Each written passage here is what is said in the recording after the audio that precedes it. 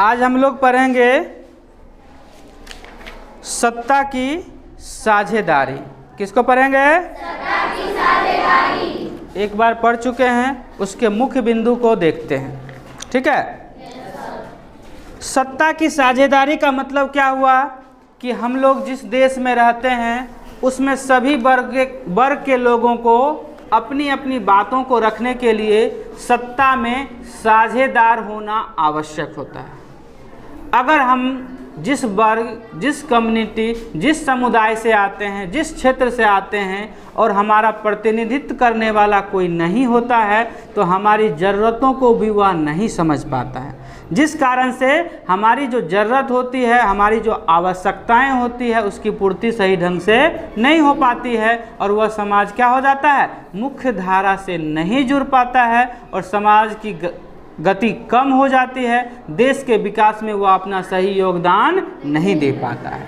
और इसमें हमने उदाहरण के तौर पर बेल्जियम और श्रीलंका को पढ़ा था। एक बार देखते हैं। बेल्जियम एक छोटा सा देश है जिसका क्षेत्रफल हमारे हरियाणा के क्षेत्रफल से भी क्या है, कम है और उसकी जनसंख्या भी हमारी जनसंख्या से काफ़ी कम है। अर्थात यह 4-5 राज्यों की सीमा से गुजरता है जिसमें फ्रांस, नीदरलैंड, जर्मनी और कई और देश हैं।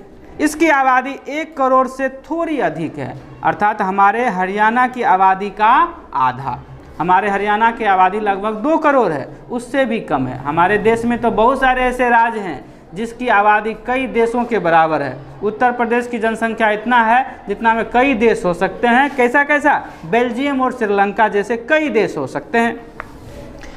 ठीक है। यहाँ यह छोटा देश है, फिर भी यहाँ पर क्या है, जातीय भिन्नता है जो जटिलता को दिखाता है। इसमें मुख्य रूप से 2 प्रकार के लोग रहते हैं, 2 कम्युनिटी के लोग रहते हैं। 59% फ्लेमिश इलाके में रहते हैं जो डच बोलते हैं। यहाँ पर हम लोग के समाज की तरह जाति के हिसाब से बंटवारा नहीं है। यहाँ बंटवारा किस आधार पर है, तो भाषा के आधार पर है। तो यहाँ के लोग क्या हैं, कौन सी भाषा बोलते हैं, डच भाषा, और उसकी जनसंख्या 59% है। कितना परसेंट है? 59% डच बोलने वाले हैं और 40% लोग जो हैं फ्रेंच बोलने वाले हैं। कितने प्रतिशत फ्रेंच बोलने वाले हैं? 40%। अब 2 वर्ग हो गए, एक फ्रेंच बोलते हैं और दूसरा डच बोलते हैं। दोनों की भाषाई भिन्नता है, दोनों की भाषाई भिन्नता है। और शेष 1% जो लोग हैं वह कौन सी भाषा बोलते हैं, तो जर्मन भाषा बोलते हैं। कौन सी भाषा बोलते हैं? तो बेल्जियम देश में 3 भाषा के बोलने वाले लोग हैं। हम लोग के यहाँ भाषा के आधार पर कम अंतर दिखाई देता है, जाति के आधार पर अधिक अंतर दिखाई देता है। जाति के आधार पर अधिक अंतर दिखाई देता है। ठीक है। यहाँ भाषा के आधार पर 3 वर्ग में लोग बटे हुए हैं। एक फ्रेंच बोलते हैं, दूसरा डच बोलते हैं और तीसरा जर्मन बोलते हैं। डच बोलने वाले की संख्या 59% है, फ्रेंच बोलने वाले की संख्या 40% है और बाकी जितने हैं अर्थात 1% जर्मन बोलते हैं। अब इसमें अंतर क्या है, जो 59% लोग हैं जो डच बोलते हैं वो कम समृद्ध है। जनसंख्या तो अधिक है लेकिन समृद्धि कम है। शिक्षा आदि क्षेत्रों में या किसी भी क्षेत्रों में देखें तो उनका कम भागीदारी है, जबकि 40% जो लोग फ्रेंच बोलते हैं वह अधिक समृद्ध है। भारत में भी अगर बात करें तो भारत में भी अलग अलग जाति वर्ग के अलग अलग भाषा के लोग हैं। भारत के जीडीपी में कहा जाता है सिखों का अधिक योगदान है। उसकी जनसंख्या कम है लेकिन व्यावसायिक दृष्टिकोण से, आर्थिक दृष्टिकोण से काफ़ी सशक्त हैं और वह काफ़ी टैक्स वगैरह पे करते हैं, अधिक अर्निंग करते हैं। जैसे गुजरात को देख लीजिए, गुजरात के लोग अधिक व्यवसायी हैं, अधिक अमीर लोग गुजरात या महाराष्ट्र में रहते हैं। तो इस प्रकार से हमारे देश में भी भिन्नता है, वही बात बेल्जियम में।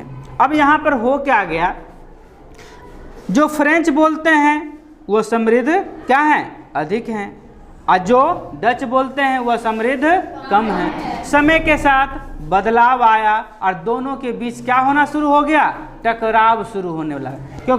कहने का सेंस उसका ये हो गया कि हमारी जनसंख्या अधिक है, फिर भी हम कम समृद्ध हैं, और जिसकी जनसंख्या कम है वह अधिक समृद्ध है। 1950 और 60 के दशक में फ्रेंच और डच लोगों के बीच क्या हो गया, तनाव बढ़ने लगा। नतीजा क्या हुआ कि एक दूसरे का विरोध होने लगा, गुटबाजी होने लगा, कहीं कहीं पर लड़ाई झगड़ा की स्थिति उत्पन्न होने लगी। और यह सारा चीज़ आपको उसकी राजधानी ब्रुसेल्स में अधिक देखा गया, क्योंकि जब भी हम लोग भी धरना उरना करते हैं तो जैसे बिहार की राजधानी कहाँ है, पटना है, तो धरना के लिए अधिकतर कम्युनिटी वर्ग के लोग राज स्तर पे चले जाते हैं, उसके मुख्यालय चले जाते हैं, राजधानी चले जाते हैं। तो ये सारी चीज़ वहाँ ब्रुसेल्स में देखने को मिला। डच बोलने वाले की संख्या अधिक है, समृद्धि क्या है, कम है। अब देखिए इस प्रकार से वहाँ तानातानी चल रहा है। दूसरे देश का उदाहरण देखते हैं। श्रीलंका भी एक क्या है, द्वीपीय देश है, जो तमिलनाडु के दक्षिण तट के कुछ किलोमीटर दूरी पर स्थित है। इसकी आबादी करीब कितना है, 2 करोड़ है। श्रीलंका की आबादी लगभग 2 करोड़ है, मतलब हमारे हरियाणा की आबादी के लगभग बराबर। यहाँ पर भी 2-3 वर्ग के लोग रहते हैं। कैसे, पहला जो है यहाँ सामाजिक समूह के रूप में सिंघली जाति है, जिसकी आबादी 74% है। यहाँ पर थोड़ा जातीय भिन्नता दिखाया गया है। सिंघली वर्ग के लोग जो हैं वह कितने हैं, 74% हैं। और दूसरा क्या है, जो तमिल है, जो तमिल बोलते हैं, उनकी जनसंख्या कितना है, 18% है। श्रीलंका में सिंघली भाषा है, जैसे अपने यहाँ हिंदी है, भोजपुरी है, मगी है और अलग अलग भाषा है, पंजाबी है, गुजराती है। तो श्रीलंका में सिंघली भाषा बोली जाती है और दूसरा तमिल बोली जाती है। तो सिंघली भाषा बोलने वाले की संख्या 74% है और तमिल बोलने वाले की जनसंख्या कितना है, 18% है। तमिल 2 वर्गों में बटा हुआ है। कुछ तमिल जो हैं वहाँ के मूल निवासी हैं, श्रीलंका के मूल निवासी हैं, जिसकी जनसंख्या कितना है, 13% है। और कुछ तमिल जो हैं हिंदुस्तान से गए हुए हैं। उस समय में औपनिवेशिक काल में लोग मजदूर के रूप में ले गए थे, वहाँ पे छोड़ दिए। उनके वंशज जो हैं वो अभी तमिल बोलते हैं, जो हिंदू और मुस्लिम हैं, लेकिन भाषा उसका क्या है, तमिल है। अब यहाँ पर क्या हो गया, जनसंख्या सबसे अधिक किसका हो गया, सिंघली का हुआ। समय के साथ बदलाव आए और क्या हो गया, इसमें शासन काल में परिवर्तन हुआ। अधिकतर सिंघली भाषी लोग बौद्ध धर्म को मानते हैं, तमिल भाषी लोग हिंदू या तो मुसलमान हैं। ठीक है। श्रीलंका की आबादी में ईसाई लोगों का हिस्सा 7% है। ईसाई की संख्या कितनी है, 7% है। वे सिंघली और तमिल दोनों बोलते हैं। जो ईसाई हैं वह सिंघली भी बोलते हैं और तमिल भी बोलते हैं, जबकि तमिल बोलने वाले या तो हिंदू धर्म के हैं या तो मुसलमान के, उनकी मुख्य भाषा तमिल है। और सिंघली जो है उनकी मुख्य भाषा सिंघली है। सिंघली की जनसंख्या क्या हो गया, अधिक हो गया। 1948 में श्रीलंका क्या हुआ, आज़ाद हुआ। जिस प्रकार भारत 15 अगस्त 1947 को आज़ाद हुआ, उसी प्रकार से श्रीलंका 1948 में आज़ाद हुआ। आज़ाद होने के बाद वहाँ पर भी क्या हुआ, लोकतंत्र की स्थापना हुई, जिस प्रकार से भारत में हुआ। वहाँ पर भी क्या हुए, इलेक्शन वगैरह चुनाव हुए। और सिंघली की जनसंख्या अधिक है, बहुसंख्यक हुए हैं। अधिकतर नेता बन गए किसके, 99% सिंघली जाति के बन गए। समय के साथ काफ़ी बदलाव होते गए। 1956 में एक कानून बनाया गया, जिसके तहत तमिल को दरकिनार करके सिंघली को एकमात्र राजभाषा घोषित कर दिया गया। 18% लोग तो तमिल बोलते हैं, 18% बोलने वाले तमिल हैं, लेकिन उनकी जनसंख्या 74 के सामने कम हो जाती है। और उसमें लोकसभा के चुनाव, विधानसभा, जो भी उसके राजनीतिक चुनाव होते हैं, उसमें भागीदारी तमिल की कम हो गई। और वहाँ पर क्या हो गया, सिंघली भाषा को राजभाषा का दर्जा दे दिया गया। यहाँ ही नहीं, विश्वविद्यालय और सरकारी नौकरियों में सिंघली भाषा को बोलने वाले को क्या हुआ, प्राथमिकता दी गई। नए संविधान में यह प्रस्ताव भी किया गया, सरकार बौद्ध धर्म को मानने वाले को अधिक संरक्षण देने लगा, जिस कारण से क्या हो गया, तमिल और सिंघली भाषा बोलने वाले के बीच में मनमुटाव शुरू हो गया। क्या हो गया, मनमुटाव, और गृह युद्ध की स्थिति बन गई। दोनों समुदायों के बीच अपना जो आपसी तालमेल था, जो भाईचारा था, वह बिखरने लगा। क्यों, क्योंकि एक ही गांव में रहते हैं। भाषा के आधार पर जो भाषा तमिल बोलता है उसको स्कूल कॉलेज शिक्षा आदि में कम छूट है, नहीं के बराबर है। और जो सिंघली भाषा बोलता है उसको छूट, तो मनमुटाव स्वाभाविक है। और यह स्थिति क्या हो गया, संबंध बिगड़ने लगा।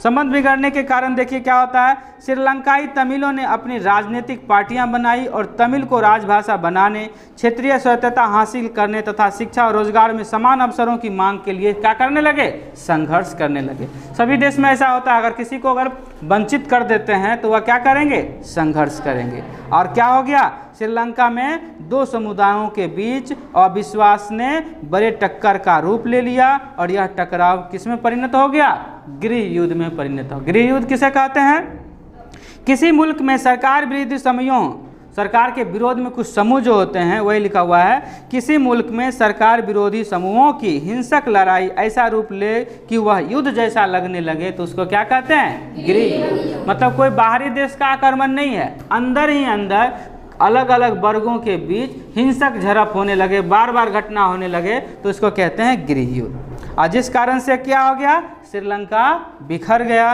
और वहाँ का स्थिति धीरे धीरे क्या हो गया, खराब हो गया। कारण भी है कि जब ये गृह युद्ध होगा तो वहाँ के लोगों जान माल की क्षति होगी, लोग खुलकर व्यवसाय नहीं कर पाएगा, धंधा नहीं कर पाएगा, यहाँ तक कि लोग वहाँ से भागने लगे, जो लड़ाई वगैरह प्रवृत्ति के नहीं थे, देश छोड़ने लगे।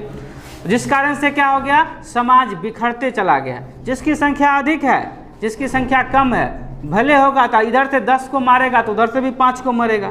तो ऐसा स्थिति में दोनों को नुकसान होने लगा, व्यवसाय पर असर पड़ा, यहाँ तक कि लोग का भोजन पानी, छोटा मोटा व्यवसाय सारा चौपट हो गया, लोग भूखे मरने लगे, देश छोड़ने लगे, यह स्थिति हो गया।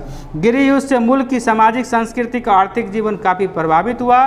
2009 में यह गृह युद्ध क्या हुआ, अंत हुआ, समाप्त हुआ और इस प्रकार से देश को काफ़ी नुकसान हुआ। दूसरा हम लोग क्या पढ़े थे, बेल्जियम की समझदारी। श्रीलंका में यह समझदारी प्रयोग नहीं किया गया, सबको अधिकार नहीं दिया गया, एक बहुसंख्यक वर्ग अपना वर्चस्व के कारण श्रीलंका की स्थिति, आर्थिक स्थिति खराब हो गई। दूसरी तरफ बेल्जियम जो हम पढ़े थे, जहाँ पर क्या था, 59% कौन भाषा को बोलते थे, डच बोलते थे, और 40% क्या बोलते थे, फ्रेंच बोलते थे, और 1% जर्मन बोलते थे। वहाँ की सरकार ने क्या किया, देखिए, बेल्जियम के नेताओं ने श्रीलंका से अलग रास्ता अपनाने का फैसला किया। उन्होंने क्षेत्रीय अंतर और सांस्कृतिक विविधता को स्वीकार किया। 1970 से 93 के बीच उन्होंने अपने संविधान में 4 संशोधन सिर्फ इस बात के लिए किए कि देश में रहने वाले किसी भी आदमी को ऐसा महसूस नहीं हो कि हम अलग हैं, सब मिलजुल कर रह सकें। इस प्रकार से कानून में सुधार किए गए। उन्होंने इसके लिए जो व्यवस्था की वह बहुत ही कल्पनाशील है तथा कोई और देश ऐसा नहीं कर पाया, अभी तक के इतिहास में ऐसा कोई देश नहीं कर पाया है। देखिए उसके संविधान में क्या क्या बदलाव किए। संविधान में इस बात का स्पष्ट प्रावधान है कि केंद्रीय सरकार में डच और फ्रेंच भाषी मंत्रियों की संख्या समान रहेगी, दोनों में से समान समान मंत्री रहेंगे, मतलब संख्या किसी का ज़्यादा किसी का कम नहीं होगा। कुछ विशेष कानून भी तब बन सकते हैं जब दोनों भाषाई लोग क्या होंगे, एक पक्ष में होंगे। दोनों चाहता है कि नया कानून बने तो बनेगा और नहीं तो नहीं बनेगा। अगर कोई एक तरफा फैसला होगा तो वह कानून नहीं बन पाएगा। केंद्र सरकार की अनेक शक्तियां देश के 2 इलाकों की क्षेत्रीय सरकारों को सुपुर्द की गई, यानी सरकारें केंद्रीय सरकार के अधीन नहीं थी। हम लोग हैं, भारत एक स्वतंत्र देश है और उसमें कार्यपालिका, न्यायपालिका, विधायिका और प्रेस सारी चीज़ें हैं। बिहार एक स्वतंत्र राज्य है, लेकिन हम लोग केंद्र के अधीन हैं, केंद्र के अनुरूप ही काम कर सकते हैं, स्वयं स्वतंत्र सारी बातों का डिसीजन नहीं ले सकते हैं। लेकिन यहाँ पर राज्य सरकार को पूरा छूट दिया गया। ब्रुसेल्स में अलग सरकार है और इसमें दोनों समुदायों का समान प्रतिनिधित्व है। फ्रेंच भाषी लोगों ने ब्रुसेल्स में समान प्रतिनिधित्व के इस प्रस्ताव को स्वीकार किया, क्योंकि डच भाषी लोगों ने केंद्रीय सरकार में बराबरी का प्रतिनिधित्व स्वीकार किया, क्योंकि डच की संख्या जो है अधिक है और फ्रेंच वालों की संख्या कम है, लेकिन समृद्धि फ्रेंच वालों को अधिक है। तो इस बात में दोनों एग्री हो गए कि हमारा भी 10 मंत्री तो तुम्हारा भी 10 मंत्री, क्योंकि उसकी जनसंख्या अधिक है तो इसका समृद्धि अधिक है। तो दोनों में एक अधिक है ना, इधर पैसा में अधिक है तो उधर जनसंख्या में अधिक है। तो बराबर कैसे किया जाए, तो दोनों की संख्या को क्या कर दिया गया, बराबर कर दिया गया। केंद्रीय सरकार राज्य सरकार के अलावा यहाँ तीसरे स्तर की सरकार भी काम करती है, यानी कि समुदाय सरकार। इस सरकार का चुनाव एक ही भाषा बोलने वाले लोग करते हैं। डच, फ्रेंच और जर्मन बोलने वाले समुदाय के लोग चाहे वे जहां भी रहते हों इस समुदाय सरकार का चुनाव कर सकते हैं। ये जरूरी नहीं है कि दूसर जगह रहता है। भाषा के आधार पर सरकार बनाई जा रही है। एक भाषा के लोग अपने भाषा में से किसी एक मुखिया को चुन सकता है, श्रेष्ठ प्रतिनिधित्व को चुन सकता है जो उसकी मांगों को रखेगा। तो इस प्रकार से क्या हो गया, भाषाई आधार पर विभाजन हुआ और यह देश टूटने से बच गया। नहीं तो बहुत सारे देश भाषा के आधार पर क्या हो गए, अलग हो गए। और स्वाभाविक रूप से समझ लीजिए, जिस दिन हम लोग अलग होते हैं तो हमारी शक्तियाँ क्या होती है, कमज़ोर पड़ जाती है।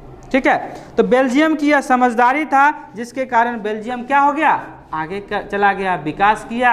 और श्रीलंका आज के देश में क्या है, उपनिवेश हो गया, गुलाम बन गया, ऐसी स्थिति हो गया। उसका जीडीपी बहुत खराब हो गया, क्योंकि जब हम अपने आपस में दो भाई, दो गांव, दो समाज, दो परिवार के लोग लड़ते रहेंगे तो डर लगा रहेगा। और जब डर लगा रहेगा तो न खुलकर व्यवसाय कर पाएंगे और न ही अपनी तरक्की कर पाएंगे। यह कारण हो गया श्रीलंका के विनाश का और बेल्जियम के विकास का।